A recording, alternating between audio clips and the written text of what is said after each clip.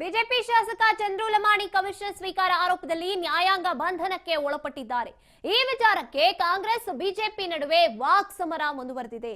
Commission ಆರೋಪ ಮಾಡೋ ಬಿಜೆಪಿಯವರೇ ಒಮ್ಮೆ ಆತ್ಮಾವಲೋಕನವನ್ನ ಮಾಡ್ಕೋಬೇಕು ಅಂತ ಕಾಂಗ್ರೆಸ್ ನಾಯಕರು ವ್ಯಂಗ್ಯ ಮಾಡ್ತಾ ಇದ್ದಾರೆ. ಈ ಕಡೆ ರಾಜ್ಯ ಸರ್ಕಾರದಲ್ಲಿ ಭ್ರಷ್ಟಾಚಾರ ತಾಂಡವವಾಡ್ತಿದೆ. ಅವರಿಗೆ ಈ ಬಗ್ಗೆ ಪ್ರಶ್ನೆ ಮಾಡೋ ನೈತಿಕತೆ ಇಲ್ಲ. ಚಂದ್ರು ಲಮಾಣಿ ಅವರ ವಿಚಾರಣೆ ಇನ್ನೂ ಕೂಡ ನಡೀತಾ ಇದೆ.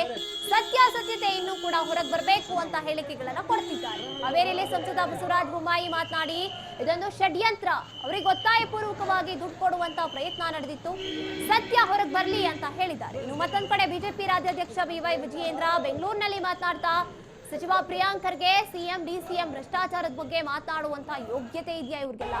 ಸರ್ಕಾರ ಬಂದ ಕೂಡಲೇ ವಾಲ್ಮೀಕಿ ಹಗರಣ, ಮೂಡಾ ಹಗರಣ ನಡೆದಿದೆ.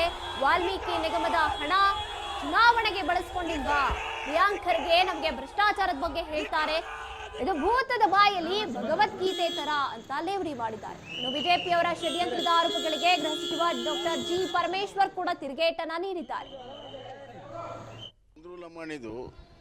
ಅಲ್ಲಿನೂ ಕೂಡ ಗುತ್ತಿಗೆದಾರ ಸಂಘದ ಎಲ್ಲ ಸದಸ್ಯರು ಯಾವುದೇ ರೀತಿ ತೊಂದರೆ ಕೊಡದಂಗೆ ಅಭಿವೃದ್ಧಿ ಕೆಲಸವನ್ನು ಮಾಡ್ಕೊಂಡು ಹೊಂಟಿದ್ರು ಡಾಕ್ಟರು.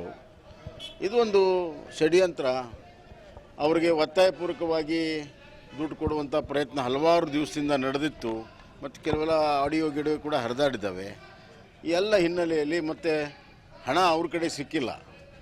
ಅದು ದವಾಖಾನೆಯಲ್ಲಿ ಎಲ್ಲ ಥರ ಜನನೂ ಬರ್ತಾರೆ. ಹೀಗಾಗಿ ಅದರಲ್ಲಿ ಯಾವುದೂ ಸ್ಪಷ್ಟತೆ ಇಲ್ಲ.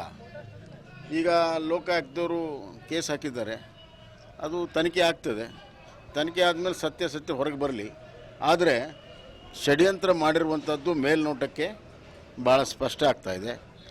ಒಬ್ಬ ಯುವ ಡಾಕ್ಟರು ಒಳ್ಳೆ ಕೆಲಸ ಮಾಡಿ ಮುಂದೆ ಬರುವಂಥ ಈ ಸಂದರ್ಭದಲ್ಲಿ ಆ ತಾಲೂಕಿನಲ್ಲಿ ಅಲ್ಲಿಯ ರಾಜಕೀಯ ಮತ್ತು ಜಿಲ್ಲೆಯ ರಾಜಕೀಯ ಕರಿನೆರಳು ಅವನ ಸೇವಾಭಿವೃದ್ಧಿಗೆ ಅಡ್ಡಿ ಬಂದಿದೆ.